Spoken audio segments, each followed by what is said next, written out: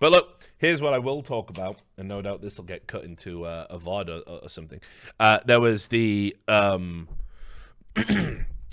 was basically I wanted to show you the difference between Riot Games and Activision Blizzard, right? Because there is some stuff going on that I think shows an interesting contrast, an interesting parallel. Now, understand, I think my record is very clear. I detest both of these companies. There's no point in trying to hide it objectively anymore. I think look, my reporting will always be objective. Will my reporting always come from an objective place? Probably not, okay? Because in execution it will be objective, but you get what's called the fire in the nuts, as Hunter S. Thompson used to call it. It's when you get truly agitated enough to sit down and dig into a story and write something up and invest large swathes of time into something. So for me, having seen these huge games development companies, and we'll probably talk about another, in the form of Gearbox, because look, let's just go over the evidence here. I'm writing an article as well. I'm writing like an opinion piece. The games industry is rotten to the fucking core. It's been rotten to the core for a long, long time, and it's all starting to make sense now. We're starting to see bigger pieces come into sight that weren't there before. So think back pre-2014, which is a big turning point in sort of games culture for a lot of reasons. Back in 2014, pre that, gamers were just as pissed off with a lot of things. You had the Tyranny of Developers, which was basically, it was multifaceted, right? The Tyranny of Developers. I'll come back to big head for a bit. The Tyranny of Developers. It was this. First of all, if you were a journalistic outlet, you were a branch of PR. Okay, you were a branch of their PR, and you must acquiesce to every demand that these games developers made. So basically, if you gave something a bad review, you would find yourself on a blacklist.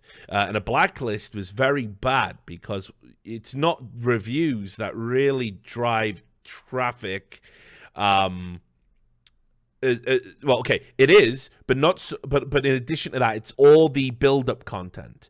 So a review is one article, one day, once, where you give a score. And if you're a trusted publication, which so few games outlets are now, you get a big influx of traffic on that day. And the sooner you can release your review, the better, because if you're first, you get all of the traffic for the people who are curious about that game and not just your regular viewers, right?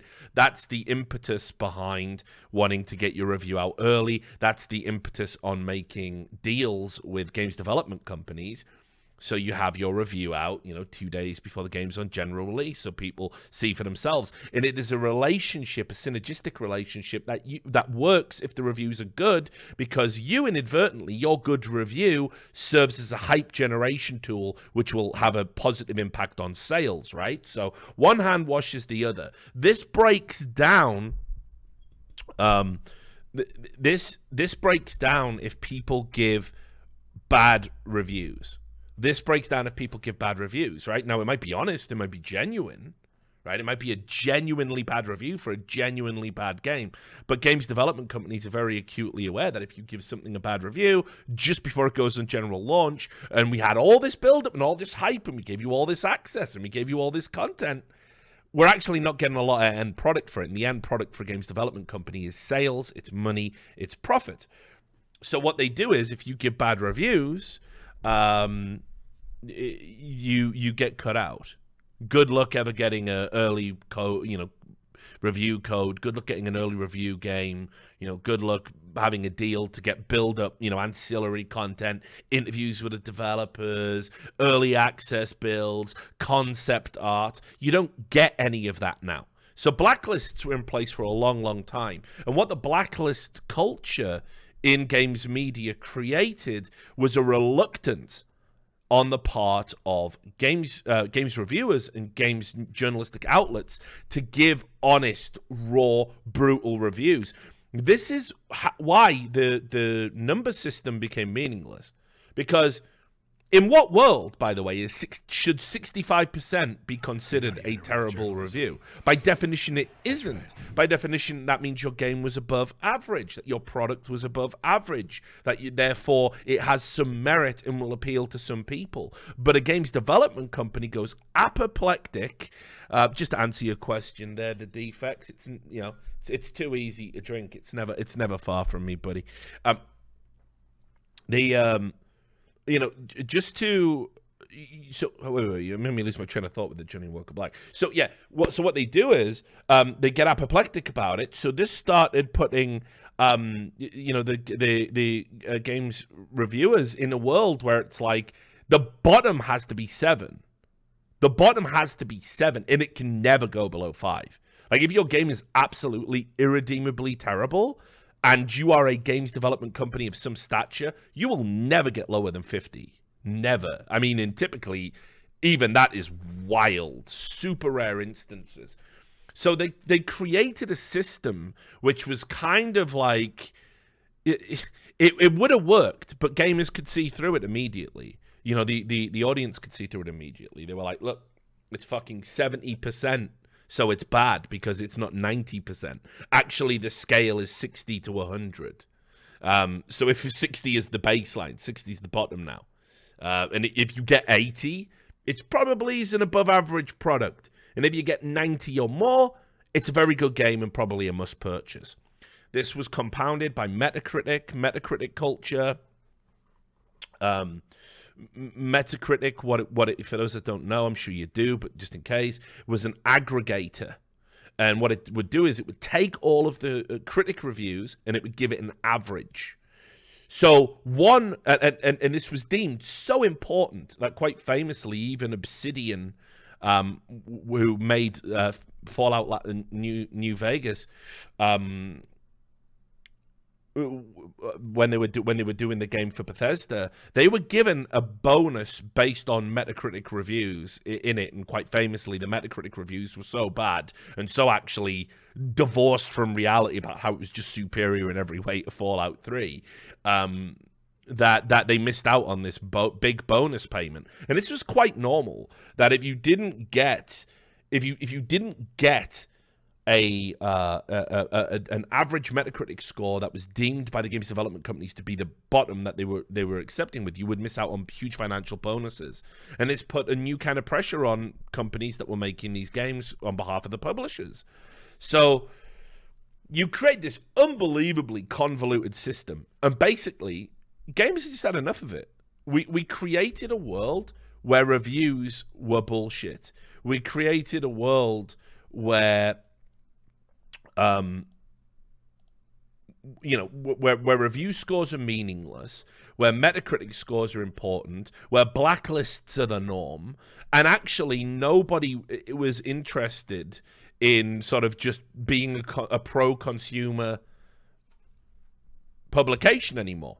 Nobody was interested in that stance. There was no money in that stance. Not enough, anyway. There was a lot more money in either being an open shill publication that would take sponsorships from Mountain Dew and Doritos and do promotional material for games, or give a game by Warner Brothers like months of just additional hype content build up, and then when it comes out and it's maybe a mediocre product, they go, well, it was only 70, but still, so that means 70's not bad. You create this absolute nonsense. So people had enough of it.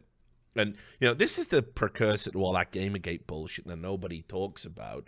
That basically the reason Gamergate is only important is it was the first time that a cartel of journalists decided to throw journalistic ethics out of the window to create a false narrative about people being upset with the work that they did. And now we've seen, actually, this has gone on in politics. It's gone on in media coverage.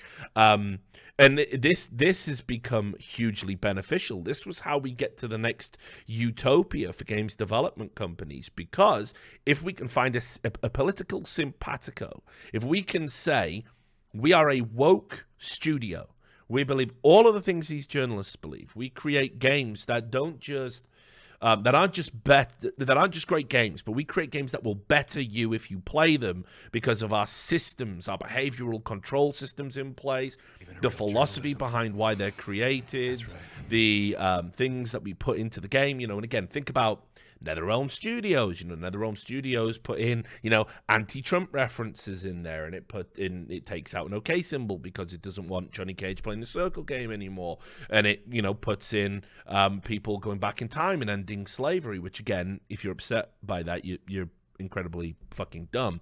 But it puts all this in there, and because of that, right, it gives the games press something that they can latch onto. I now no longer need to write critically about the game. Right. I don't need to tell you, the consumer, about grindy, pay-to-win, mechanics, unlockables that will take you tens of thousands of hours to get to. I don't need to tell you about that. I can tell you about how evil gamers hate this game because it's progressive in its thought process. So this was kind of a very...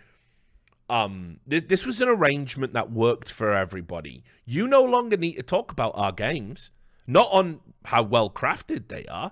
You can talk about them politically. Think about Kingdom Come Deliverance, one of the most successful Kickstarter games of all time. Completely, and I've done a YouTube video about this. You can go find it. Completely omitted from a lot of games publications' history because Daniel Vavra had said he thought Gamergate was people questioning games journalistic ethics, and that was fine. So immediately your game doesn't exist. On a technical level, it's brilliant. On a plot level, it has its ups and downs, a lot of fetch quests, but it's a great game and one of the most successful Kickstarter games of all time. And Daniel Vavra didn't bend or buckle to the pressure and never would. And as a result, they tried to harm the sales of the game. They tried to not review the game. And they said it was on the basis that it was actually racist because it was historically accurate to medieval Czechoslovakia in the fact that it didn't have a lot of black people in the game. It still had some traveling merchants from the Spice Trail, I believe, which also would have been historically accurate. But they tried to repurpose historical accuracy as racism. And that's and rather than just why are we even talking about that? Why are we not just telling the consumers whether or not it's a good game anymore? They don't do it. So what developers do now? They tell games publications, here's how woke and amazing our game is.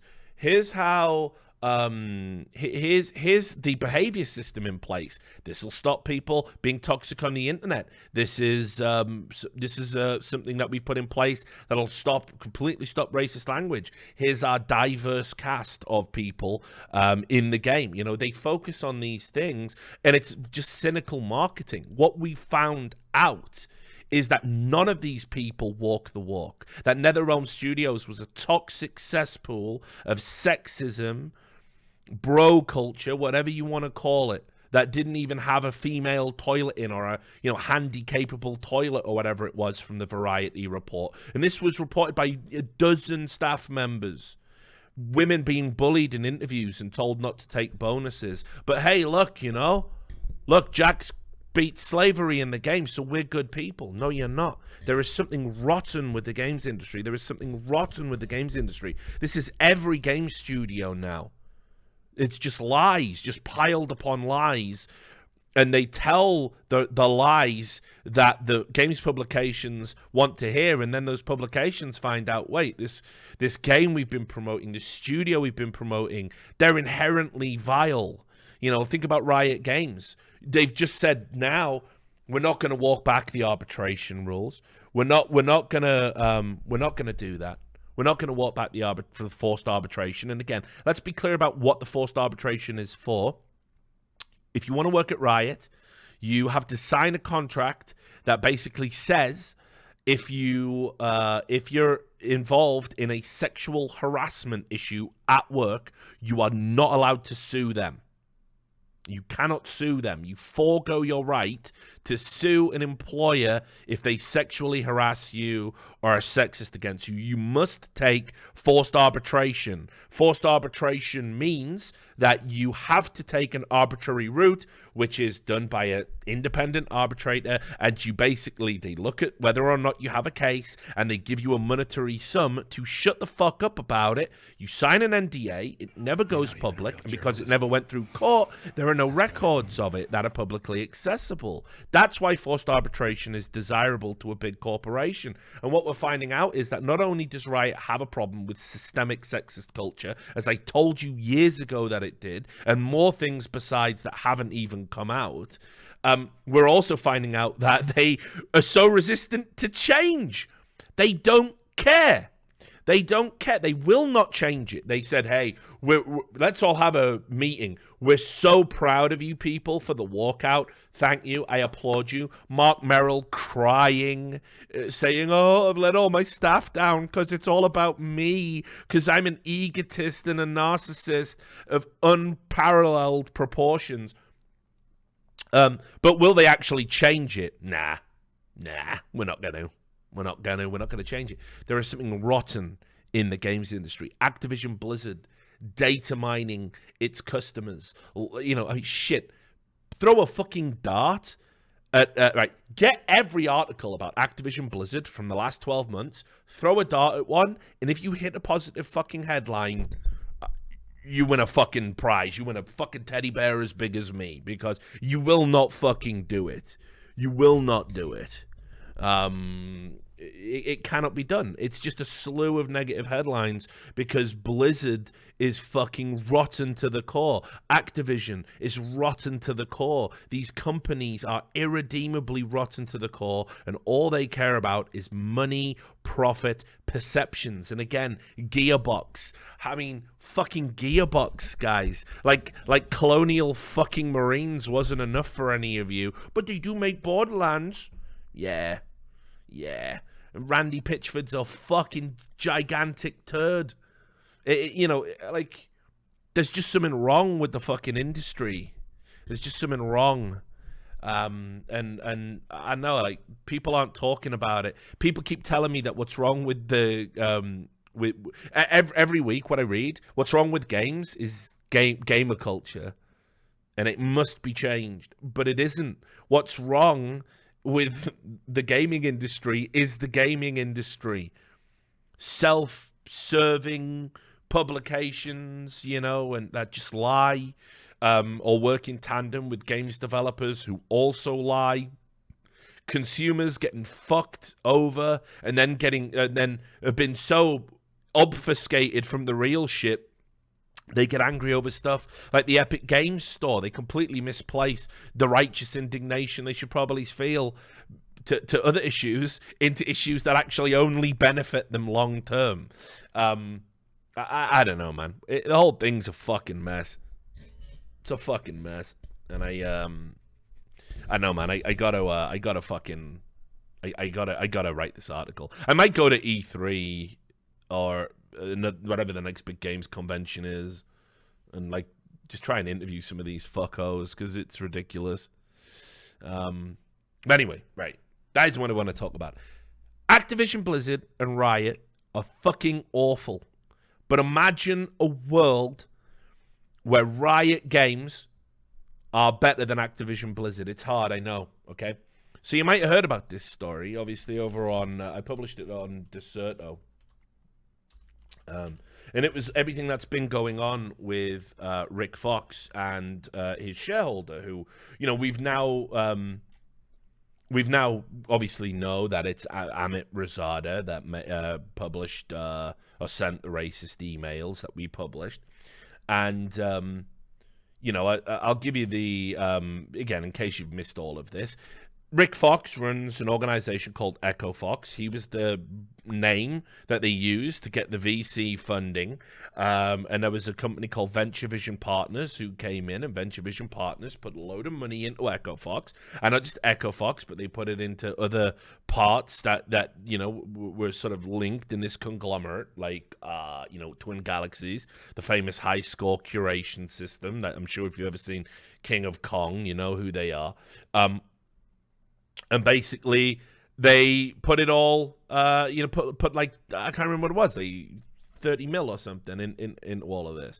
Anyway, Rick Fox was having an internal dispute where he basically said, I want to leave.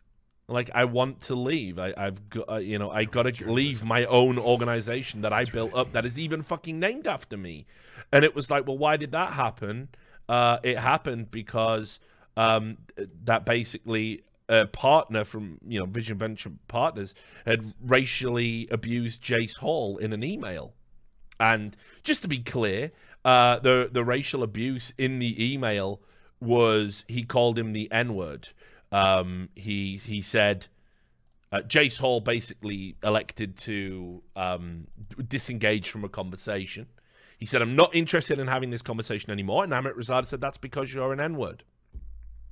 Now, this was in an email.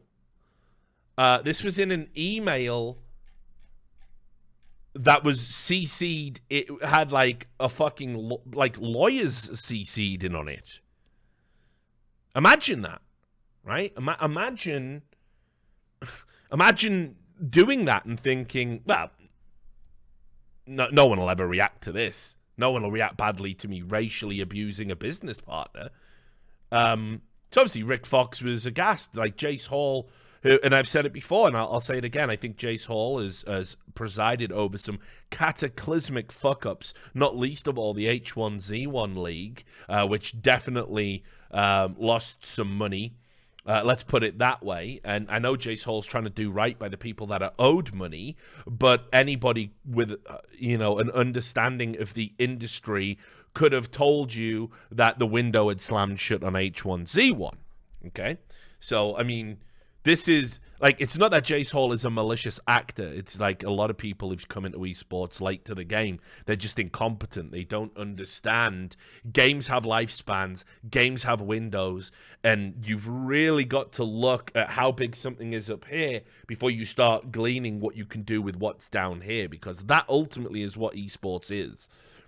You're relying on the much larger casual fan base to prop it up. And as soon as H1Z1 took that hit, a pro league just wasn't viable anymore. Let alone one where you literally paying like you're treating it like you've got tens of millions to throw around. That you're treating it like sponsors are flocking to this. Again, H1Z1 was for me a game that hit all of the problems. First of all, Daybreak decided very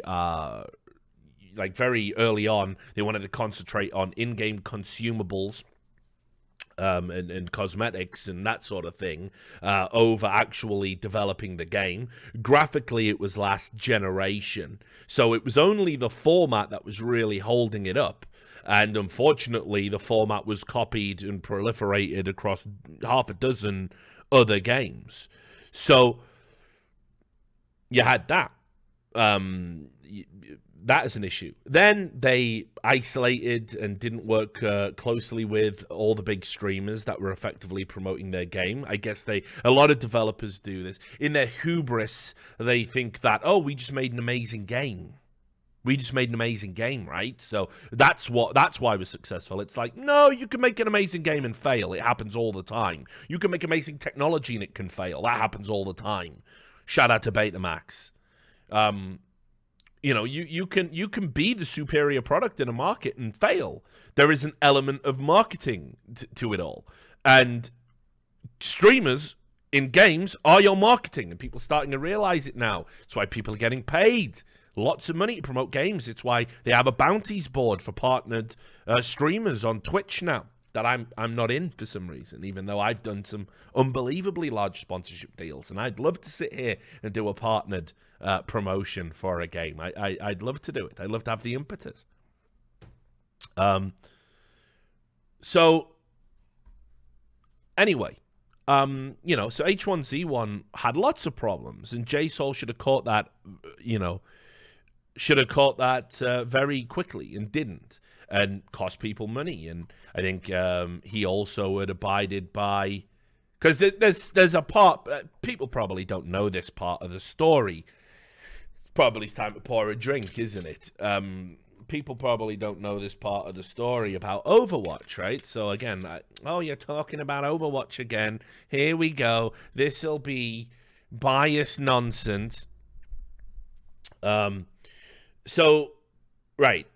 When Overwatch, the Overwatch League was first being touted, what Activision Blizzard did was they didn't want any of the mainstream esports organizations that were getting into the game to contract players, because the original plan was to have a draft. I don't know if people have denied this. I don't know if people have confirmed this. I am telling you 100%, the original plan was to have a draft, and basically Activision Blizzard wanted that to be part of the process. That owners would come in, buy a slot, then fucking draft players. Okay?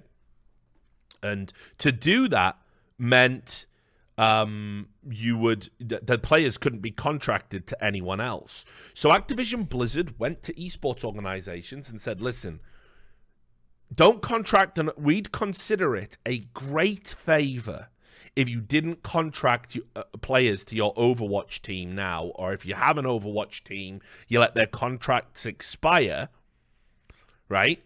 Because if you do contract them, we're going to have to buy them out when we do this draft, and that will harm your ability to potentially get a draft slot. That's what they said. So some organizations went, well, fuck you. We'll use this to turn a quick profit. You know, we'll just sign players and then you've got to buy them out. And others went, oh, hey, no worries. We just want contract an Overwatch team. So we'll wait and bide our time, and hopefully you'll come on by and hit us up when the time is right to get involved in the Overwatch League. So a lot of esports orgs went with option 2. Echo Fox were one of them. And I think from what I know, I think Jace wanted to play nice with Activision Blizzard because he thought they'd get rewarded.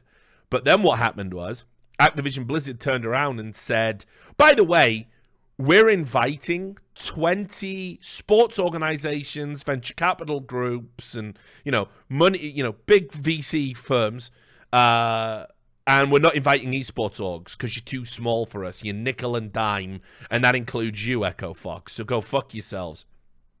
So not only did Echo Fox not contract some players, which they then could have potentially sold to the draft, and they held off getting into Overwatch and establishing an Overwatch name. They then got fucked because they got told they weren't big enough at that time to come and bid on an Overwatch franchise. Hilariously, as it all comes out in the wash, we then know that, I think it was for some legal reasons, Activision Blizzard realized they couldn't do a draft.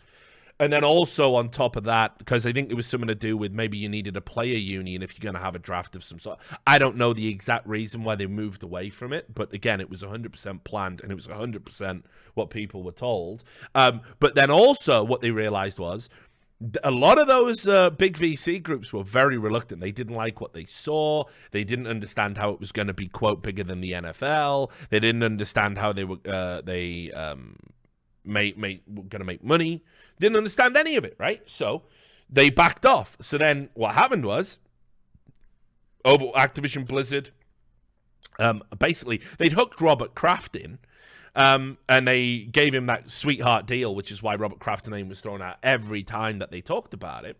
But basically, they then had to go cap in hand to some of the esports organizations who had ties already with, they'd raised money from VC groups, and basically said, like, listen, I know we didn't want you in initially. We thought it was going to be Cleveland Cavs, Golden State Warriors, that caliber of people. Now, Misfits, will you come and run our Florida slot? I don't know why Echo Fox at that point didn't get approached, or maybe they felt they didn't want to get into it. But you can see, again, immediately, every decision they made was the wrong one. Every play they made was the wrong one. And Jace Hall was the guy calling the shots for a lot of this. So, bottom line, I think, while I understand Rick being loyal to his guy and bringing him in, I think Jace Hall is incompetent when it comes to esports management, and I think he needs a wingman. I think what Echo Fox need most of all is somebody that's experienced and understands the space, Go get one of these people who are running an agency that they're not satisfied with, taking like 10% of this and 10% of that, and go get one of these guys and bring them in as a wingman to Jace Hall. Jace Hall's the front man, like a Cyrano de Bergerac type thing. Jace Hall's got the look, Jace Hall's got the media savvy, Jace Hall's got the connects, but what comes out of his mouth must be the smart guys, the guy who knows esports, right? And if you have that set up, it's a winning formula. And with Rick Fox in an ambassadorial role, Echo Fox really could have been something. Really could have been something. But anyway, so this is the Amit Razada situation. Sent an abusive email. And then he put out a PR request. He put out a PR statement saying that, all right, I was racist to Jace Hall, but I've never been racist to Rick Fox, and I've never threatened Rick Fox's family. Rick Fox is lying about that. So you can see here, I'll read you the statement from his PR firm. We write on behalf of our client, Amit Razada, in response to your request for comment on recent media accounts of racial statements and threats allegedly made by our client to Mr. Ulrich Fox. Probably is not worth separating the two here, but okay, whatever. And or his family. First, Mr. Razada has never used or made a racial epithet or statement towards Mr. Fox or anyone in his family. Moreover, Mr. Razada has never threatened Mr. Fox or anyone in his family. Any allegations or suggestions to the contrary are simply false. Remember this, they're simply false. In fact, Mr. Fox and Mr. Razada had previously enjoyed a 20-year-long deep personal friendship and have been and are currently involved in several business dealings together. Then it goes on. Amit Razada denies all of Rick Fox's claims and has never used a racial epithet towards or threatened Rick Fox or anyone in his family till recently. They've enjoyed a 20-year friendship. And then he goes here. In a heated and contentious email exchange with Jace Hall several weeks ago, I lost my temper and used a racial epithet directed personally at him. I have apologized to Jace, and I would like to apologize to all. My language was wrong, and there is no excuse for it. I have stepped down from all day-to-day decision-making with all entities in which Jace Hall and I were involved. So in other words, I didn't do anything to Rick, but I did racially abuse Jace Hall, and as punishment, I just won't interact with Jace Hall anymore. That's what Echo Fox decided to do. All right. Now, remember how he said it was a lie?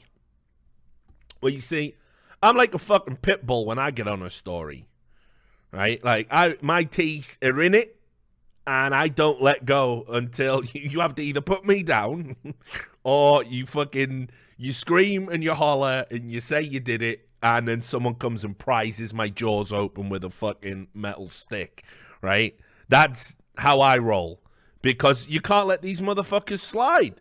And he tried to slide, actually. One of the most embarrassing parts of that is, after he admitted that he'd racially abused Jace Hall, he had the same PR firm, I presume, start releasing all these ridiculous stories about himself to the Associated Press and Global Newswire. And what this does is, it fucks up the search engine optimization. So when you type in Amit Razada, you don't just get that he admitted racially abusing Jace Hall. You get ridiculous stuff like, I don't know. Should we look at the Global Newswire one? I'll bring it up for you. Just to give you actually, no. Let's do the Associated Press one. I think the Associated Press one's the more cringeworthy, I think. They didn't link to the Associated Press. All right, I'll just show you the Global Newswire one. But again, this is what a good PR firm will do, right? So if you're ever in a fucking jam and the search engines, Googles and Bings and all stuff, are fucking bringing up your name exclusively associated with negative stuff, what you do is, at that time, you flood press releases that say absolutely nothing to, offset how the search engine optimization works. So look at this, right? Amit Razada finds success in the growing esports field. This is like 2 days after he admits racially abusing a business partner. The entrepreneurial spirit gives flavor to the economic landscape. Individuals with some ingenuity, drive, and vision can create a life and career for themselves and secure themselves a piece of the American dream. Amit Razada is the perfect example of the entrepreneurial spirit, as his ability to diversify his interests and skills in the world of financial investment and growth has brought success to his company and life. Let's take a moment to look into Razada's experience and career path, as many of us look at successful entrepreneurs and wonder what steps they took to climb the ladder of success. Oh, I wonder. Tell me more. Amit Razada currently resides in Los Angeles, California. After obtaining a degree in economics from the University of Michigan, he applied that knowledge to a variety of business sectors as a savvy investor, mainly predatory payday loans, but we'll come to that. He led numerous lucrative investments in a number of companies such as Card Complaints, Select Quote, Store Financial Services, AT&T, T-Mobile, Verizon, EchoFox, HD Films, and many more. His versatility in investment opportunities speaks to his ability to sniff out a lucrative business opportunity and then racially abuse his business partners. Oh, no, wait, we didn't mean that. We say sniff out a lucrative business opportunity, as his investing was also successful in other industries like real estate, entertainment, food, and beverages. And on it goes. And then I think if you get right down to the last bit, does it talk about EchoFox in this one, or am I thinking of the Associated Press? Oh, well, anyway. Look, just this is the best. This is the funniest bit. It's like, I don't know if his PR firm did this on purpose to be, like, ironic. But I like to think they did, because when I had a back and forth with them, you know, we're on opposite sides of the game. Like, he's on that side of the court, I'm on this side of the court, but we understand each other. Like, a journalist and a PR guy, it's such a razor-thin divide between the two of us. It's basically you wake up one morning and you make an ethical choice. And if you're a journalist, you tell the truth no matter what. If you choose to be a PR guy, you take the same information and you put a positive spin on it no matter what, usually to benefit people. And PR guys make more money.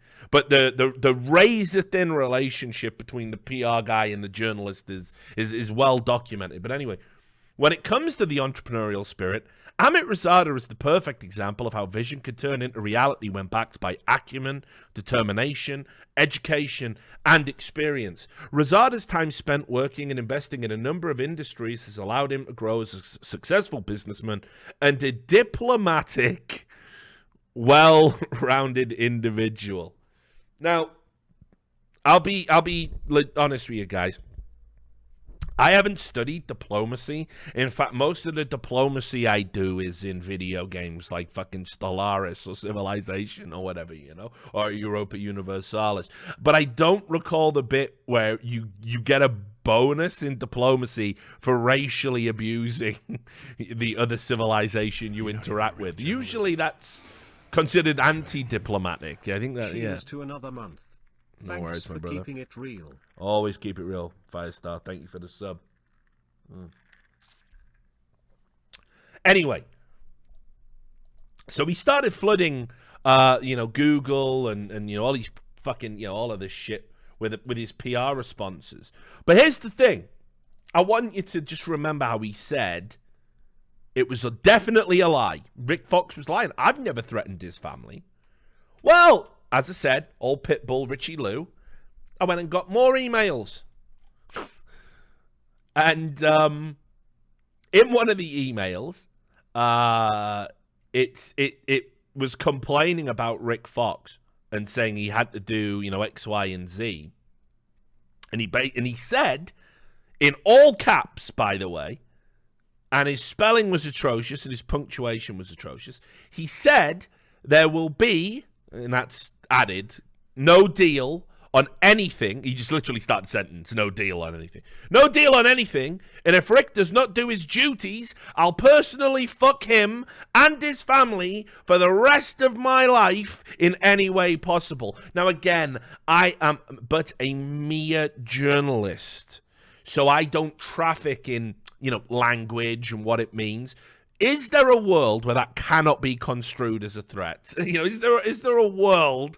Maybe there is. Maybe there's a way that can be viewed as just, harmless banter or something along those lines. Because that, to me, is a clear threat. It's a clear threat. And that's a pretty good explanation. Kumquat in the chat says maybe Rick Fox's family are all swingers, and he means I want to fuck them all. I mean, sure, possible. I'm gonna go out on a limb and say no. I'm gonna, put it this way: if I said I am going to fuck you and your family for the rest of my life, I will dedicate the rest of my life to fucking you and your family. I think that's a threat.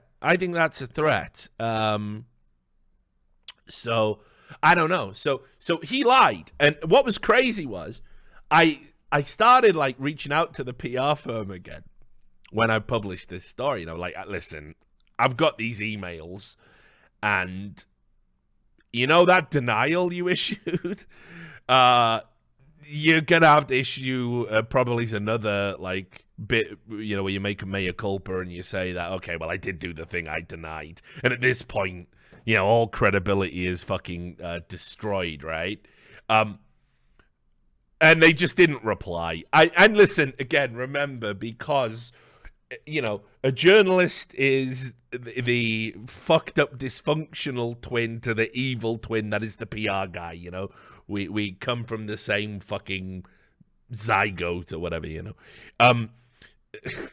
I'm totally sympathetic. I must have emailed this dude like 5 times going, do you want to give a statement? Do you want to give a statement? And I'm just thinking like, he's thinking, fuck this. Like, who is this cunt, by the way? Who is this Richard Lewis cunt?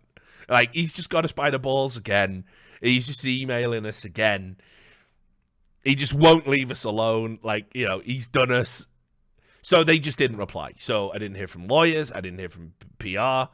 There was just like, whatever.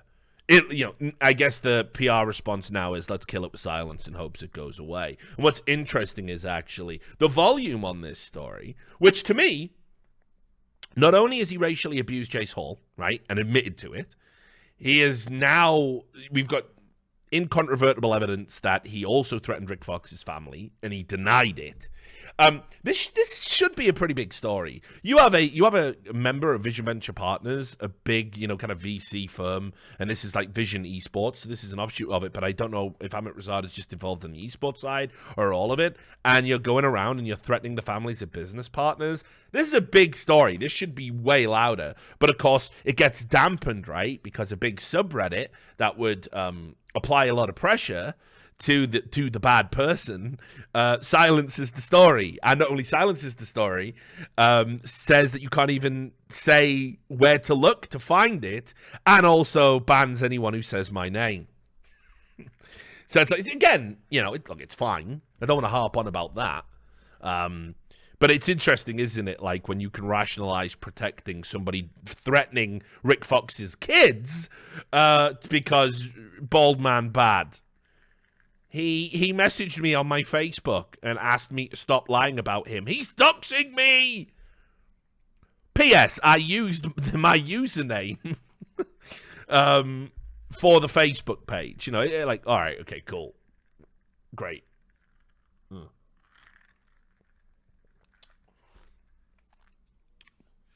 So, yeah, that Who's the Kiwi's a great guy. Same guy, by the way, that was deleting the posts of the people from the Pulse nightclub shooting that were like saying we need blood transfusions. That was him, by the way. He put a statement up going, I don't know why this is happening. Yeah, I wonder why, mate. Yeah, I really wonder why. It's weird how you're a moderator on that subreddit when that was going on, isn't it? But, okay, whatever. Weird. So strange. But anyway. So then we got a report from Rick Fox, right? And Rick Fox gave a unique statement to Deserto through me because I contacted him and said, like, Rick, man, this shit's wild. Like, and you're being silent about it. And, like, I saw you go on TMZ and give a statement from outside of a hotel or whatever the fuck. So, like, can you confirm, like, is this all genuine? Is this all real? And he was like, yeah, Rich, right? So just look at the other stuff in this statement from Rick, which at this point, how would you choose to believe Amit Razada over Rick Fox? Like, given that we've caught Amit Razada now in 2 lies. Okay, so fine. He said here, he said, first, The PR firm states Mr. Rosado has never used a racial epithet or statement towards Mr. Fox or anyone in his family. This is not true. I've been informed of multiple instances where he has called me a sand N-word. In addition to his racial comments about me, he admitted to his additional racist comments towards Mr. Hall. He confirmed the email, giving the exact quote that I had in the email. And then he also played down this friendship, saying, you know, I had no personal, or they're saying we were like friends like for 20 years. I think I met him 20 years ago, and then just between 2000 and 2015, I had no dealings with him whatsoever. And of course, obviously, you see these pictures of them all together. This is the world that they're in. This is the world that they traffic in, right? Like some, you know, where the money's involved. Yeah, you got to hug up and kiss nice. Doesn't mean you're rubbing up against nice people. Now it gets worse. As I said. Amit Rosada, his background, and I haven't stopped, by the way. I'm working on a feature-length article about him. I mean, this Twitch stuff I was talking about at the start with the child grooming guys, obviously that takes precedent, so that immediately, you know, protecting kids immediately goes out to the top of the priorities list. But what I was doing before that was it's why I don't know if you can see I got my weight bench over there. I like barely have left this room. I'm going through because Amit Rosada's been involved in a ton of lawsuits, and he had a very you know, messy divorce where some stuff came out, and like it. Oh man, the whole, like, honestly, I've been going through all these like court documents, legal documents, and I'm all up in Amit Rosada's shit basically. Like I'm just like I'm gonna tell the complete story about this guy, because I think the esports industry has a right to know, because clearly he's putting out press releases saying, "Hey everybody, I'm making a killing on this esports thing because I'm so smart and wonderful," and you know, and I'm like, no, like the truth must be told. I'm not letting that one slide either. And keep in mind, this guy's a multi-millionaire. He can crush me like a fly, but you know, hopefully the truth will fucking do its business. But like, look, this was over in an article called The Pitch. Amit Rosada, payday profiteer, hit with a $6 million verdict in civil case. And this is one of multiple lawsuits that he's been involved in, where basically what the allegations are, they're all the same. That he breaches his fiduciary duty, that he commingles funds, that he takes money out of private business accounts and then spends them night clubbing and all this other shit. This is what all, you know, allegedly came out in the court documents. And he was so repulsive, apparently, to the jury that the verdict that they got was huge. They just got this massive this massive $6 million verdict.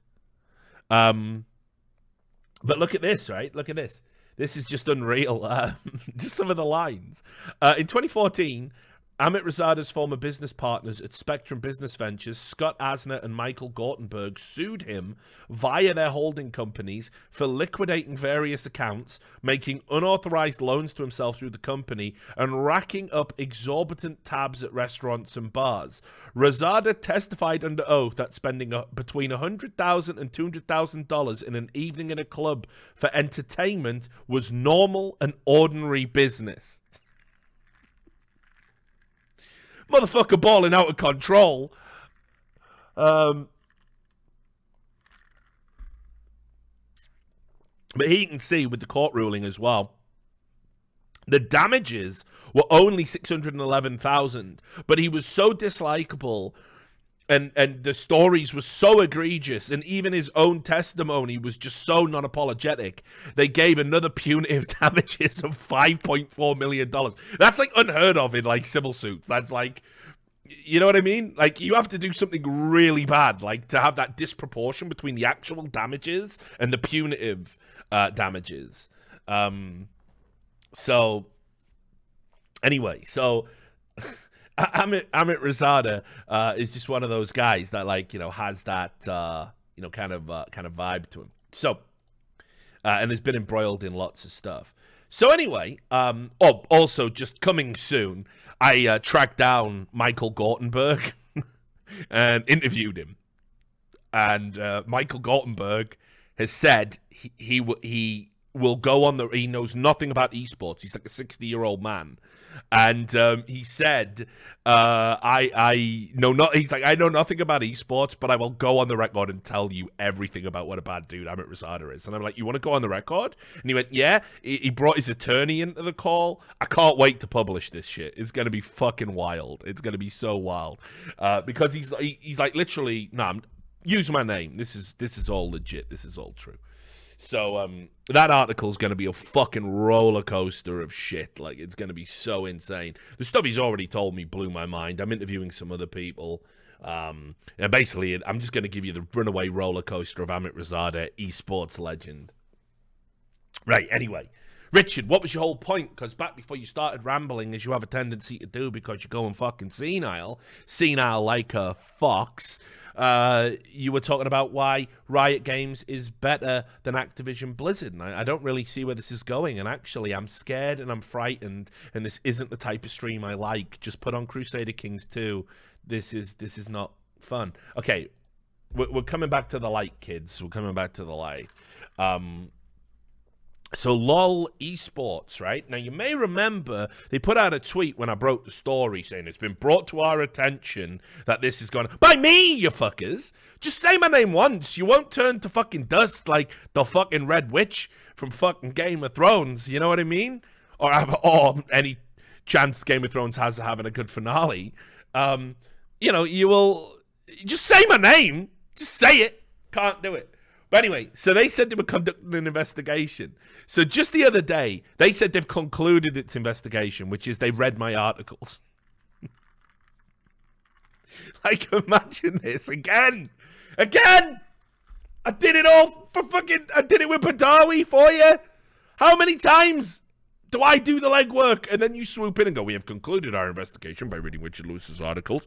I did it for Fnatic and G2 with Jens Hilgers and how they shared money. How many times am I going to do your job for you and you will not mention me?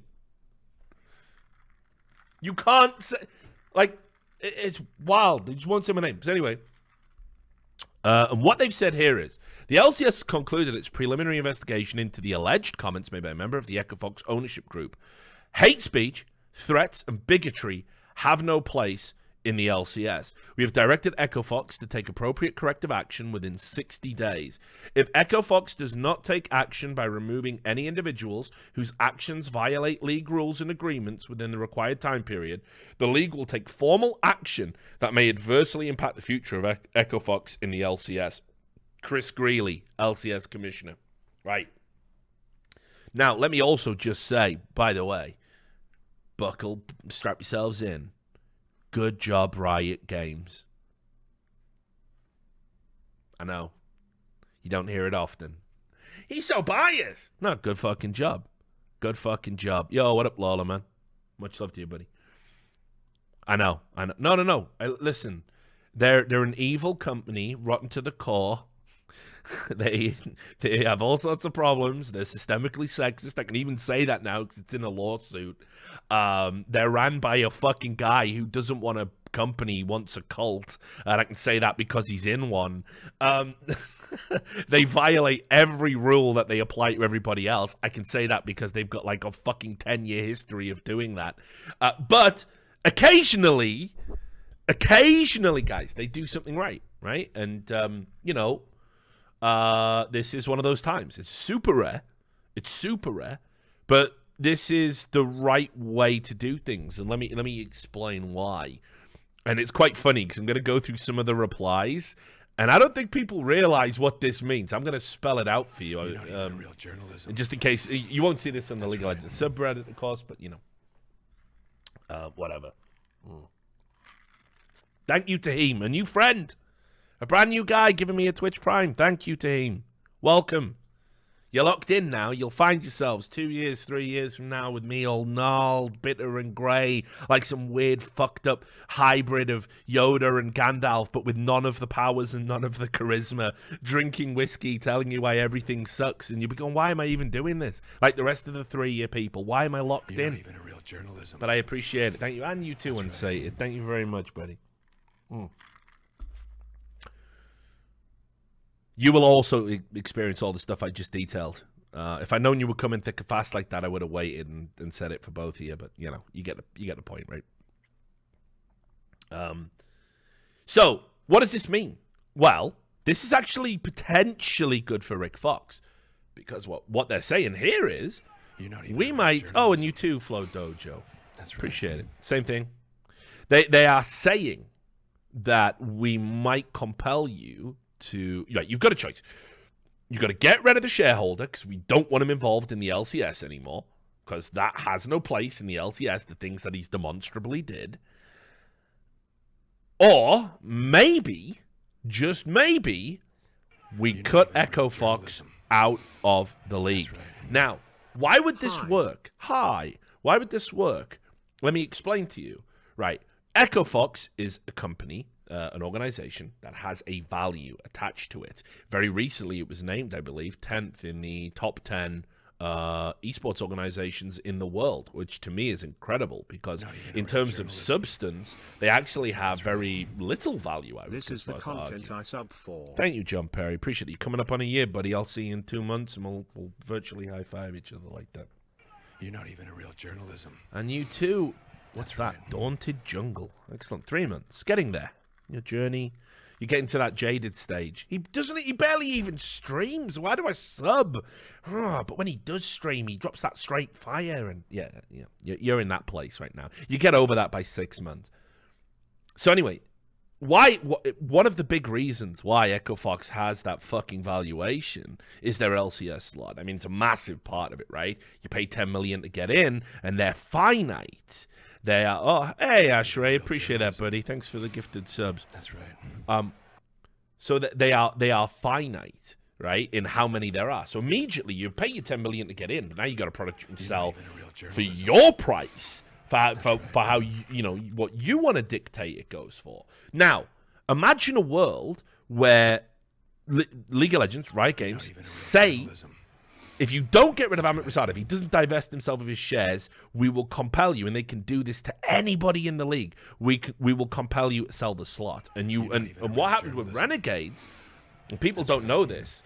And I'll wait for this. I'll wait for this next sub to go. Is there one more? You're not even a real journalism. That's right. Right. Thank you again for the gifted subs, and welcome aboard, everybody. Right.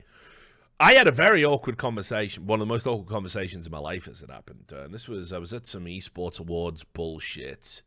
I think I had to give an award out. I certainly wasn't getting one. And nobody got any of my jokes or laughed at me. And I could see Nate Nanzer in the front fucking row. Yeah, it was pretty awkward. I'm glad it wasn't filmed on Twitch. My jokes bombed. It's one of those. But anyway, me and Thorin were there, and fucking Monty was there, and it was before he had announced his wedding to Susie Kim. And anyway, me and Monty were sat down having some whiskeys, and it was just me and him, And I'd said some pretty harsh shit to him on Skype. I was obviously emotionally invested in everything because of Maria, but it wasn't just Maria. I mean, look, what I don't ever talk about the Renegades house is actually, like, it wasn't just Maria that was like getting fucked over and manipulated, right? Like, what Chris Badawi had done by tying her gender reassignment surgery to her position within the team was he took something that was so personal to the core of her being and used it for leverage over her.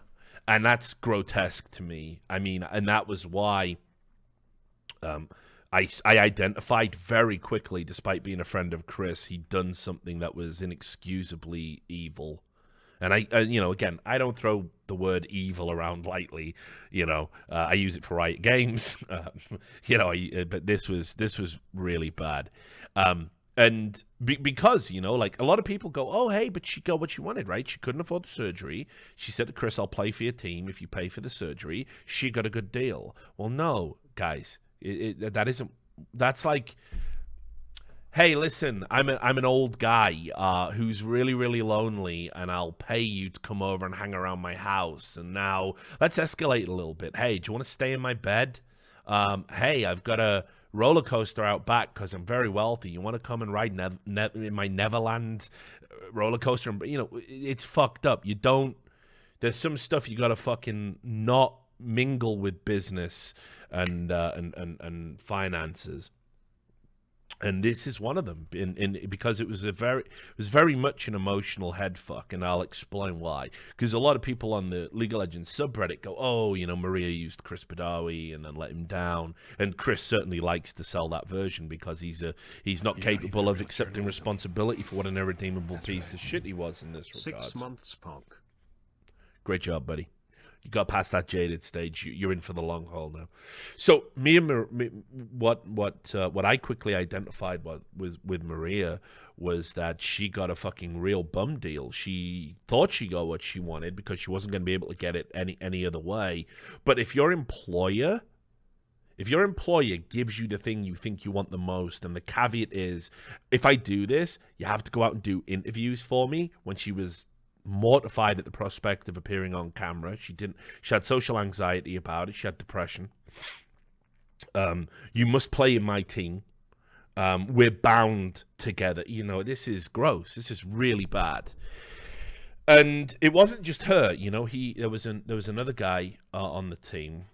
I probably shouldn't say his name because sadly he's still he never got better, and I feel a great deal of responsibility. Like, I couldn't save everybody in that house. There was people it didn't affect, like Crumbs, for example. I don't even think Crumbs saw any of it. I don't think Crumbs is lying when he says, "Oh, I didn't see anything bad going on in the house." And Alex Ich didn't even live in the house because he had his wife, so he didn't live in a team house, so he didn't see it. And Alex Ich is one of the nicest guys, like an absolute sweetheart. So it's not that I don't think these people are lying. I think because Crumbs was older, more independent, very forthright, ended up becoming the leader of that team.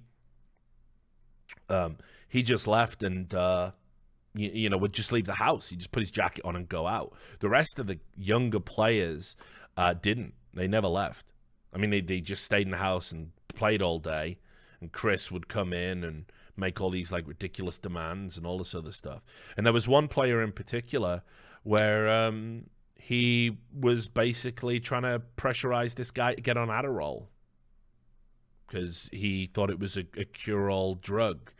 And I was like, this is outrageous. I mean, this is so dangerous to advocate for a drug that you might have a prescription for somebody else is not acceptable. And when you start saying, oh, if you can get this wonder drug, maybe I'll put you in the team, that is unacceptable. And unfortunately, the person was so desperate, the player was so desperate to be on a team, they wouldn't speak out against it. They wouldn't speak out against the pressure that they were under and the way they were fucked over. And they really did get fucked over badly. And I wanted to sort of go back and rescue them eventually as well once I got set up in Atlanta. But they were just too far gone on chasing the dream. They didn't realize... They didn't realize that their story didn't end with them becoming a pro player. It ended with them having a lot of bad memories so anyway, so I'd tried to tell Monty that there was this bad shit going on, and by the time I told him, he was hearing shit from Chris, and basically the way it was framed by Chris has invited me as a guest into the team house to stay while I was over on an Esther or whatever, because I wasn't working. And basically, I'd violated that trust by disrupting the team and getting Maria out of the house and putting everybody in a bad mindset and it was really weird. Glad to be back. You know, like, for example, there was one day I went out and I went to Toys R Us and I bought like a bunch of like just stupid Nerf guns and water pistols and Jenga. And I was like saying, like, guys, you gotta have some fun, man. Like, you can't like just stream and play League or you're gonna go crazy. So, you know, here's some fucking, you know, let's have a Nerf gun fight. I don't give a fuck. Like, just something that I try and break it all up. And Chris said that I was being disruptive and disrespectful. And he had these guys like, you know, they woke up at 9. The coach would go around and bang on all of the doors and got them up at 9. And then they would have breakfast at 10, and then like by 10:30 they were practicing, and this went right on until 10 at night, every day, and they didn't go out and they didn't do anything. And even though the house had a pool, it wasn't cleaned. It was just green, stagnant gloop, because they. You know, they didn't look after. You know, they didn't look after it. So there wasn't even a recreational area. And the amount of people who was in this house, it was like maybe a 5-bedroom house, which is like what I live in now. And there must have been easily on any given day like 12 plus people in there. You had a chef. You know, that was another sad thing. I mean, you know, and again, this guy came out and went on Reddit 'cause he's so mind fucked with it all because he knew Chris from before esports. And he was the chef, and he slept in the garage. They didn't even give him a room. He slept on a floor in the garage. The chef. You're not even a real journalism. And this guy was a young adult, about in his early 20s. A young adult who was in his early 20s who had real psychological problems. I think he'd been diagnosed borderline schizophrenic and was taking medicine for that. And there he is, sleeping in the garage. And I said to him, because he'd had a checkered past where he'd like stolen stuff before, and you know, one day I took him out and I said, dude, like, why are you sleeping in the garage, man? What are you doing this to yourself for? You know, you got to speak up, man. And he said, oh, I don't deserve to be in the house. Fuck me, dude. It breaks my heart, man. The way these people were emotionally fucking manipulated and used by this guy, which is why he shouldn't be around young adults or young people. Now, unfortunately, what had happened was Chris had got to Monty first and said, I disrupted the house and I'd done all this terrible stuff. And I you know, put the chef on fucking tilt by telling him he needed to speak up for himself, and I was making him play Jenga, and you know, what a horrible dude I am, you know. And I was telling them to get out, and he picked up on the fact that me and Maria were spending so much time with each other, and I was like telling her, like, listen, I know you don't know me, like, I'm a total stranger, and ordinarily in any other circumstances this would probably be a terrible idea. But I am telling you, you can trust me, and you have got to stop playing, and you have got to get out of this situation, and you will always have a home with me, no matter what happens. Please take advantage of that, because it's going to kill you. So he knew I was trying to get her out of the house. So he went and told Monty what I'd done. So I reached out to Monty and said, oh, there's all this heinous stuff going on in the house. And Monty didn't believe me because Chris was his boy. So me and Monty had a big argument, and I said some stuff that I regret to Monty. And then obviously when we got Maria out and all the stories started come tumbling out and the Riot investigation started, I think Monty realized, like, fuck, you know, he'd partnered up with the wrong dude. Now, let's also be clear. None of this is why Riot Games kicked Renegades out. They don't give a fuck about players. They proved that with Selfie in the MYM situation, where a fucking manager threatens to put his fucking mother on the streets if he leaves the team. And I got a recording of it and published it, and Nick Allen came out and went, well, Selfie made some mistakes too. He's a child! He's a child playing in your league. Protect him!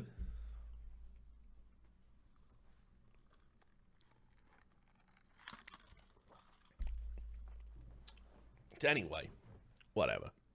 So, I mean, they kicked them out because they wanted Monty gone and they wanted Badawi gone, and every other team owner hated Chris Badawi because he tried poaching players and other crazy stuff. Not to the degree they told. They told a pack of lies about Chris.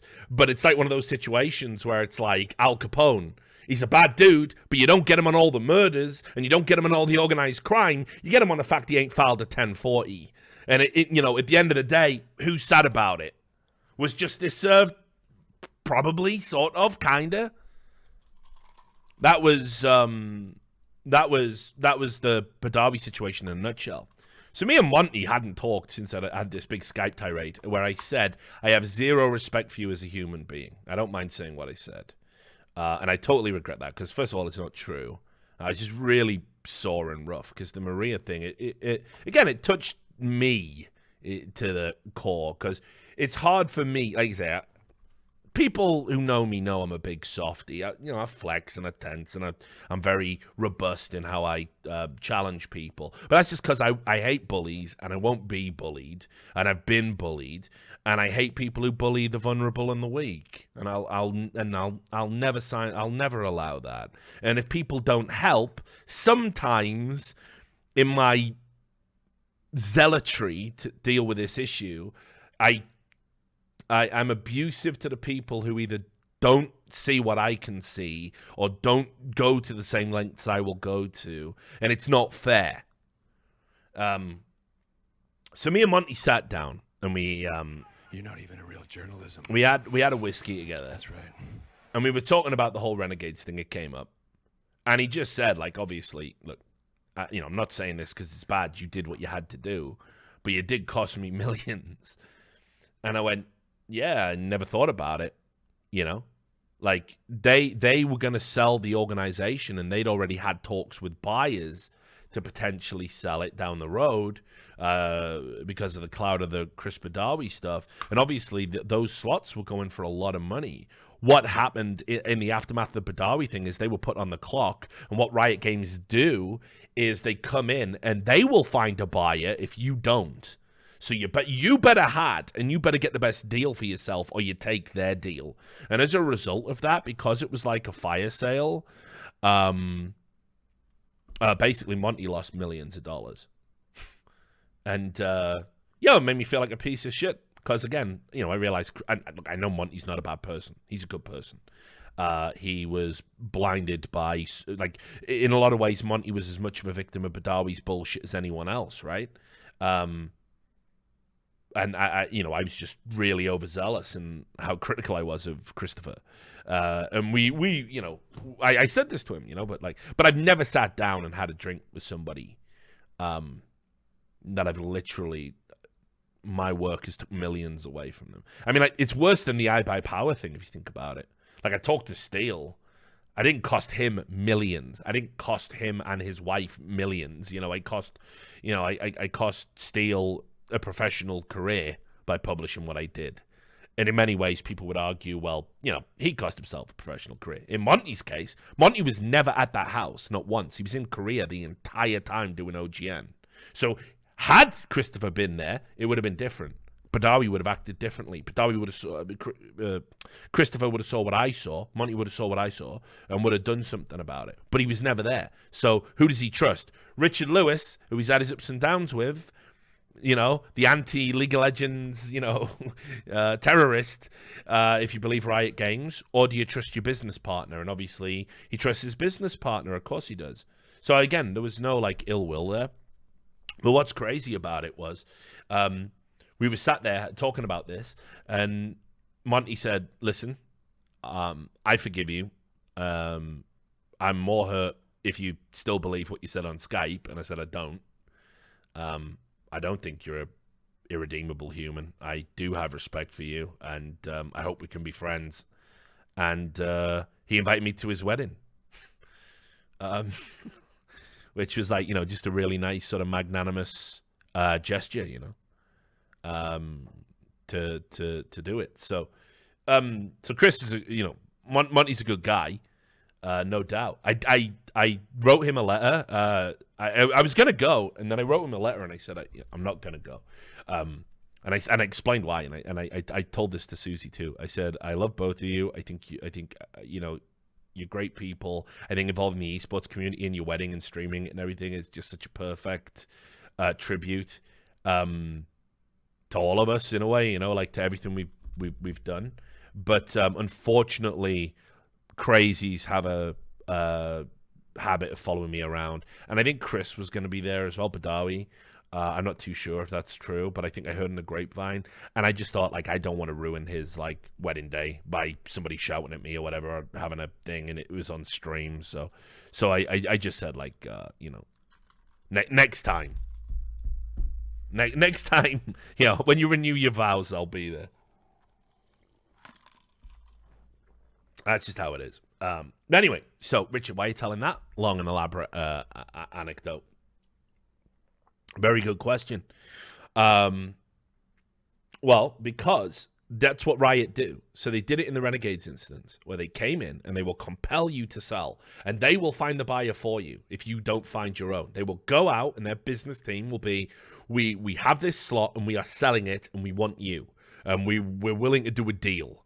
And basically, yeah, the owners still get the money, but Riot are just like, we just want you out. And that's what they did with Renegades. We want you out. So I don't even know what Envy or whoever it was that bought the Renegade slot actually spent, but it was nowhere near what the slot was worth, and it was nowhere near what Monty was due. So they got massively fucked over by the whole thing. But there's loads of people here saying, yay, this is great.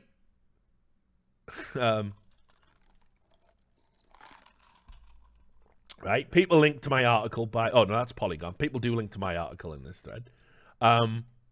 So people are saying, great job. Love this. Well done. Here's the Drake applauding meme.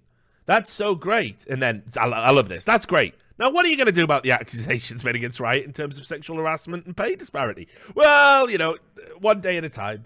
One day at a time.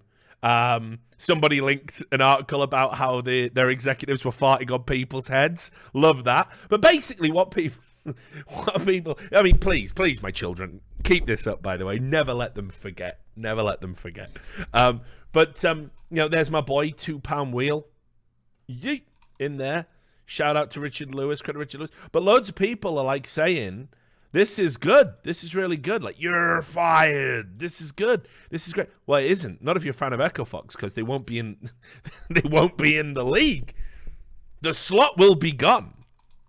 Like the slot won't exist. It'll be another team and another brand. You won't have a League of Legends team to cheer for. So that isn't good news, is it? Yeah, I don't know. I don't know what the astronaut is. I probably just missed something. Yeah, there's the Will Smith. Oh, snap. So amazing to see. Good job. Let's go. I don't know why you'd be that excited. Like, if you're in, so the happy ending is that Rosada has to leave. But how do you remove somebody who has legitimate shares in a company? I don't know if there's precedent for this because from what I understand about business, you can remove a chairman from a board, but you can't just take away someone's rights to be a shareholder. They own the shares and that's that. You can apply pressure. And this is what I mean. This is where this might work out in Rick Fox's favor, because if the board go, look, Amit, if they pull our League of Legends slot, our valuation plummets, so you're going to lose a fuck ton in shares. We will buy the shares at the valuation that they're worth with us having an LCS slot if you just fuck off and never come back. That might put enough pressure on him to sell, because with the lawsuits he's been involved in, the payouts he's been involved in, he's very much a money man. But that's how it has to be. Like, I mean, that's the... that's the happy ending. Otherwise, there is a real chance LCS just say, nah, see ya. Like, there's no more Echo Fox anymore. We can't do it. So either get rid of your fucking crazy shareholder or don't. And look, I want to show you this too. I'm super happy. Because you know how... All right, let me just find... not this. Right, you know how like we've laughed about the score easy. Where was it? Was it the score?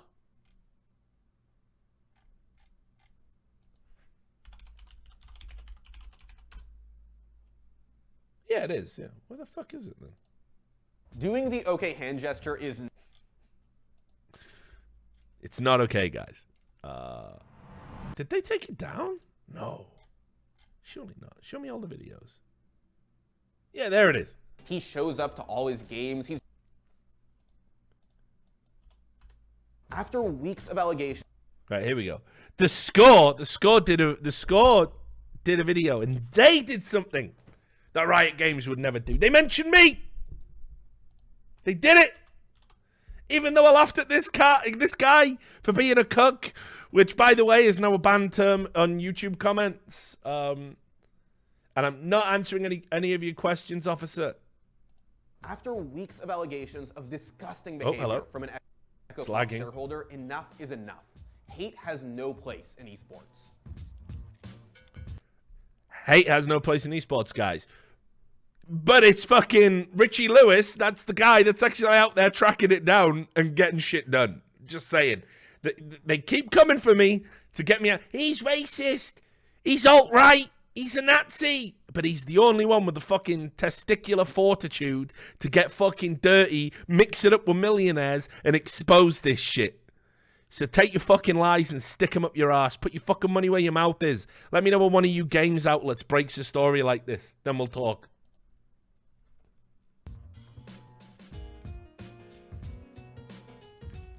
So, let's start from the beginning. Last month, Dexerto's Richard Lewis reported that Rick Fox was trying to leave the esports team he founded, EchoFox, due to alleged racist behavior and threats made against his family by another then unnamed shareholder. Dexerto's reporting continued over the following days, revealing that the shareholder in question was a man named Amit Raizada. Now, Raizada released a statement in which he admitted to lobbing racial epithets at... Now, I did do a comment on here. I wonder if they deleted it. Did they delete my comment? Surely not. Oh, God. I did a comment. Wait. I want to see if it's there, actually. Because it comes up to the top when you're logged in. It got 53 likes. But I only got 2 replies. Oh! Wait, what? You didn't realize a man called Amit Raizada wasn't, like, I mean, yeah, dude, like, I know. I had so many people email me this going, good on you, you know, why are all these white guys so racist in esports? And I'm like, he's not white, though, so just gonna let you know right off the bat before we get into that narrative. let's not. Yeah, it's not a white guy. So, not that it should matter because racism's bad. Like no matter who's doing it, right? But like, yeah, people were like going, yeah, fuck whitey. I'm like, no, guys, you're so far off right now. Like, please, you're gonna make a fool of yourselves. Don't. Yeah, let's. I traffic in facts and reality. I know it's like it's tough. It's tough for a lot of people in 2019, especially in current year. But anyway, let him hear. Former EchoFox CEO Jace Hall, but he also said that he never threatened Rick Fox's family. If the emails that Dexerto published are real, then the things that Raizada said to Jace Hall are pretty terrible. But then Dexerto published emails allegedly sent by Raizada in which he clearly threatens Rick Fox's family. So that was a fucking lie. Now, it actually gets worse from here. A news site called Upcomer... Oh, I haven't even brought this bit up, so we'll cut off my kale-eating friend for a second. Shit, I totally forgot about this. So, Upcomer is a new esports website that's doing reporting. You remember Kevin Hitt, affectionately known in esports, you know, by some people as Kevin Shit. I think that's unfair. Thorin calls him that. I'm just joking around. All the beef has been squashed between him and Duncan. Kevin's a really good dude and a nice guy and a hard worker, and he edited VP Esports, and he got fucked over there. But he got another job, and he's over at Upcomer now, so I'm expecting big things from them, right? And Kevin Hitt donates, and he shows up in chat. He's a cool dude. Anyway, and I'm proud to have worked with him and watched him develop. Anyway, these texts are unreal. These are unreal, and I looked into these, and I've gone out and verified these. Now, there's some inaccuracies in this report, actually. It's by a guy called Aaron McCunas. I don't know who that is. But there are a few things wrong with this. So it says here, Echo Fox investor Amit Razada, who was reported to threaten both Rick Fox and his family, as well as target former Echo Fox CEO Jace Hall with blatantly racist verbal attacks.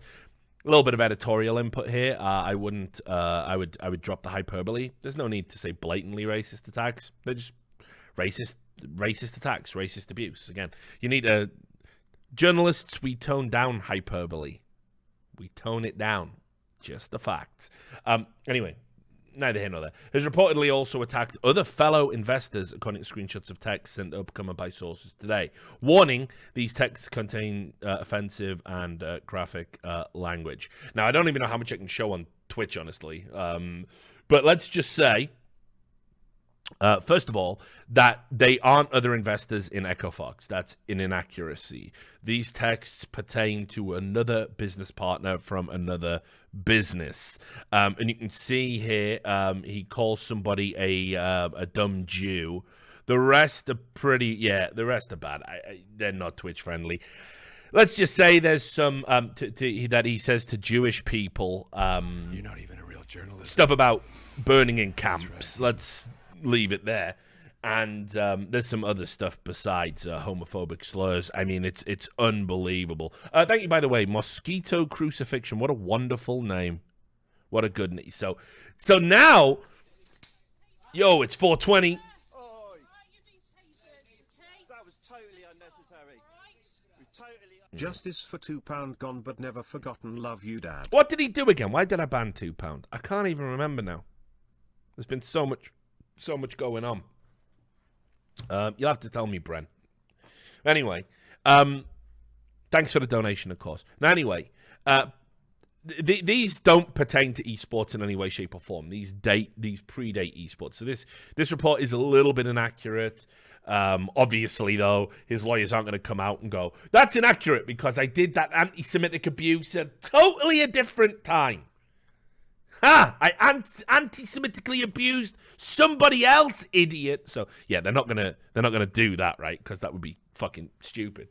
So they're gonna let this stand, but it is inaccurate because I looked into it myself.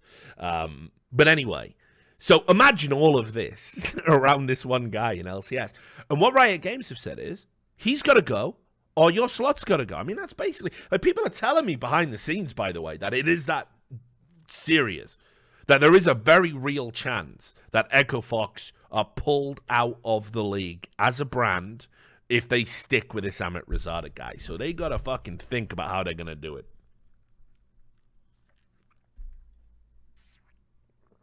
Anyway. But Richard, you started this long fucking ramble that lifts the veil on esports, and we learn so much, all 500 of us right here, right now, getting educated about the business of esports and what goes on behind the scenes and the bigger picture and everything else, giving it to us raw, right? Well, what's it got to do with Activision Blizzard? Well, there's another lawsuit that's been going on, my homies, and I think this is interesting. It's super interesting. So, you might have heard of a little guy, Robert Kraft. You ever heard of this dude? And it's weird, isn't it? Because no one is talking about Robert Kraft. In fact, actually, before I bring up that one, let me link you to this one, right? We'll go back to the beginning. Let's talk about Robert Kraft. Now, Robert Kraft, as I said, hugely important to the Overwatch League. Hugely important. No, again, variety. I will never be at that summit, no matter how many times you ask me to go. Never, never, never, never. Right. So imagine when you have to rely on Variety for fucking accurate reporting. Variety that's going to shut down its gaming section after it fucking published that god-awful, weird Tucker Carlson article about the Division 2, where it's like, this has nothing to do with Tucker Carlson. Why are you doing it? Right. Now, Robert Kraft was so important to the Overwatch League. Robert Kraft was so important to the Overwatch League, to the point where literally he was the first big-name owner that was on. Robert Kraft had gone to the year previous, before Overwatch League coming out. He went to BlizzCon then and was talking to Activision Blizzard executives. I understand he's got very good relationships with Bobby Kotick. And basically what happened was Robert Kraft had, yes, the Robert Kraft, owner of the Patriots, right, you know. He got caught by a sting operation that wasn't intended to catch him, by the way, being involved in a prostitution service in a massage parlor. I'll read what they say, right? This is what's out there publicly, right? Robert Kraft, owner of the New England Patriots and Overwatch League team Boston Uprising, is one of more than 24 charged this Friday with soliciting prostitutes in connecting with a sweeping, nearly year-long investigation into human trafficking across South Florida, police said. Now, what's interesting is, and again, we'll just interject here, a lot of people have gone, who cares, Richard? You're not puritanical. You've been with prostitutes. You make no bones about this. In countries where it's legal, guys. In countries where it's legal. Richard Lewis don't break no laws. But anyway, so how the fuck could you judge a guy for getting a fucking topless hand shandy in a fucking massage parlor? How could you do it? Right? Well, this was a bit deeper than that, you see. It wasn't, oh, God, I'm sorry about that erection. It's never happened before, but, oh, God, I don't know if I can enjoy the rest of the massage if it's there. And, they sigh and they roll their eyes and they give it like 5 tugs and, clean you up with a towel and, you pay fucking $400 for the fucking privilege or whatever the fuck. The whole reason this particular massage parlor was being fucking investigated was because they You're not even a real journalist. were suspected to have like people who've been sold into sex slavery working there. Smile. Thank you, moose flies. Or moosel flies, sorry. Crazy name, difficult to say. 16 months though. All right. So, dudes, I'm just putting this out there, by the way. If you're trying to last to impress the fucking massage girl who doesn't want to fucking be doing what she's doing for money, you're a piece of shit. Go to your happy places, get it over with quick. Who gives a fuck? Like she's gonna judge you any more harshly if you come quick. Like she's gonna go up. You know what? There's only one thing I hate more than assholes that force me into hand jobs during massages. It's premature ejaculating asshole. Like, no, it doesn't. Grow the fuck up, you idiots. All right, anyway, that's nothing to do with Robert Kraft, by the way. So, you're actually doing her a disservice if you go, right, this is the one. This is 15 minutes minimum. And you're just thinking about, like, faces of death or whatever. You're going to... You know what I mean? You're not doing her any favors. Right. So this was about sex slavery, this sting. They suspected that the massage parlor had people working there who literally shouldn't even be in the country, who've been sold into sex slavery, that weren't women making their own choices. And that's why they did a year-long sting on this parlor. You see, that's the part everyone tries to gloss over, that there was a human trafficking component to this. Right? So it's all fine and dandy. Hey, rich man gets a hand job. Right? So that's fine under normal circumstances. Takes a slightly dark and sinister turn, doesn't it, when that's the reason the police were there in the first place. Just saying. Kraft, 77, faces 2 counts of soliciting another to commit prostitution, according to Jupiter Police Chief Daniel Kerr. Those charges arise out of 2 different visits to the orchards of Asia Day Spa in Jupiter, Florida, about a month ago. The sex acts were captured on surveillance video, according to Kerr, but Kraft has not yet been arrested. Spokesperson for Kraft denied the allegations. The NFL sent the following to Variety. The NFL is aware of the ongoing law enforcement matter and will continue to monitor developments. Denies the allegations. Denies the allegations. It didn't happen. Because when you deny the allegations, you're saying it didn't happen. Oh, hello. Slow. All right. My video card's probably overheating again, is it? I really got to fucking stick an ice pack on it. Anyway, neither here nor there. Right? He denies the allegations. Denies them. Didn't happen. Problem you got is there's a video of it happening, right? And what in a major victory, by the way, like chances are nothing further is going to come of it for Mr. Kraft. Florida State Attorney appeals the judge's ruling because Hello, ladies and sirs. hello. I miss you, Old Spice, man. Please get involved in esports. You're a cool dude. Right. So what happened was the defense for Robert Kraft said, "Hey, this video, by the way, was made in breach of my client's rights. I think it was it the Fourth Amendment rights? It was made in an illegal fashion, and we just simply can't have the video. That doesn't exist because we denied that it happened, but we can't have the video of the thing that didn't happen happening be brought into the prosecution."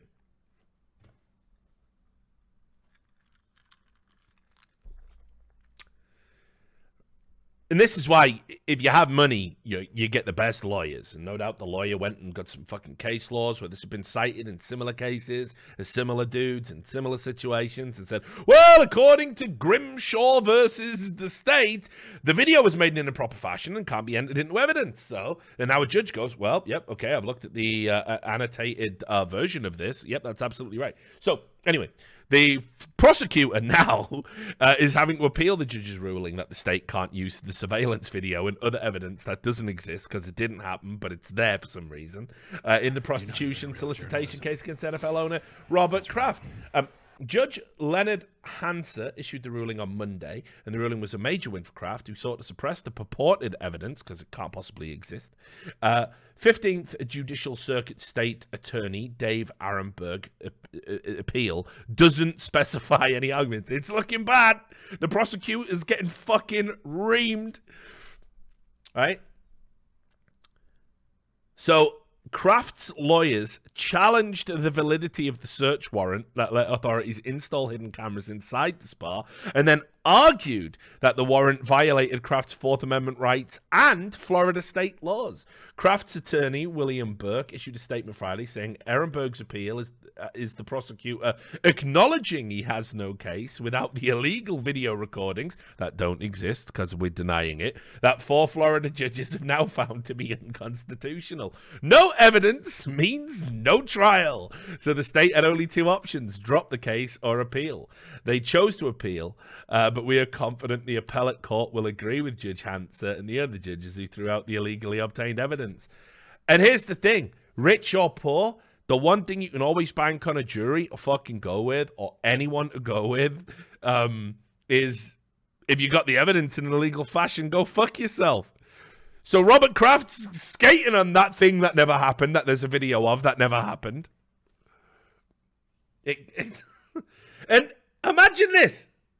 Blizzard have said nothing. Blizzard have said nothing. They've said nothing about this. They've literally not even addressed the elephant in the room. Not only that, people are telling me we can't report this, actually. There's a reason. Shouldn't this be a big story, like from an esports perspective?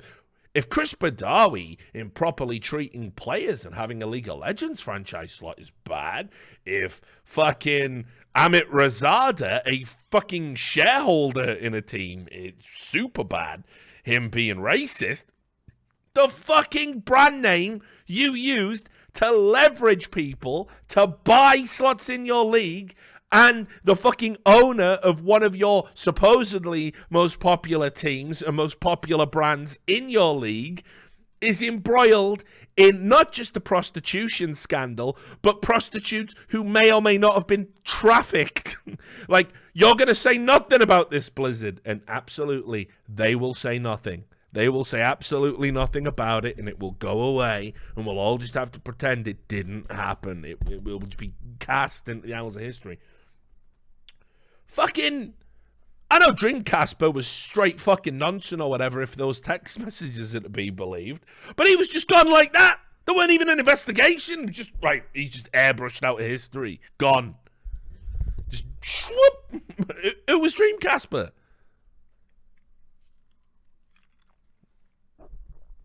Like, Robert Kraft is an important dude. Good on you, Davey. Good to see you, buddy. You know It's just mind-blowing to me. It's just mind-blowing to me. I don't even want the Old Spice dude associated with this. Make him go away. Let's get Robert, why do you want to be associated with this Old Spice man? It's just mind-blowing. Say something. Put a statement out there.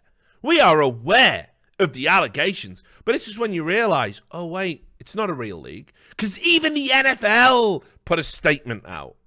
Even the NFL said, we are watching with great interest what happens. Because let me tell you, if Robert Kraft, if he got pinched and he was found guilty in a court and he was looking at some time, because he never served it, but if he was looking at like a fine or like whatever the fuck it would be,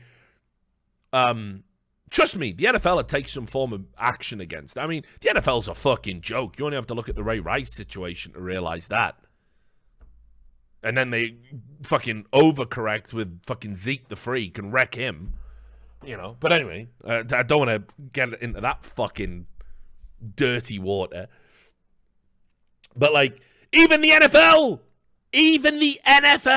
fucking talked about this. And the Overwatch League just didn't say a fucking thing. And you know why they didn't say a fucking thing about it? They didn't say a fucking thing about it because Robert Kraft's too goddamn important. And they are sick and tired of the negative headlines. And it don't matter. It wouldn't matter. Do you know what's crazy? I am telling you, hand on heart, it's not going to happen now because, you know, his lawyers are shit hot. Like, let me tell you, if I ever get into some shit, I want Robert Kraft's lawyers. No doubt about it. There's a video that we deny the existence of, but you can't bring that video into evidence. It doesn't exist. But if it did exist, it would be against my client's rights. Does it exist or doesn't it? We'd rather not be drawn on that question. Like, you're fucking god tier.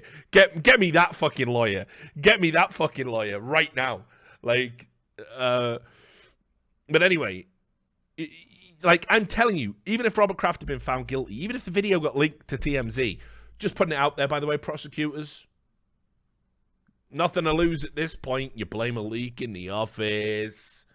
You know, you're not going to get sued. It'll be TMZ, and they'll fucking run it. They don't give a fuck. Just putting that out there. But fucking, even if Robert Kraft was found guilty, do you think Overwatch would do anything? Do you think Overwatch would be like, okay, our owner may have got a hand job off a human trafficked prostitute. They may have. So we've decided to ban them from the arena for 3 months. Nothing's ever happening, is it? Nothing's ever fucking happening.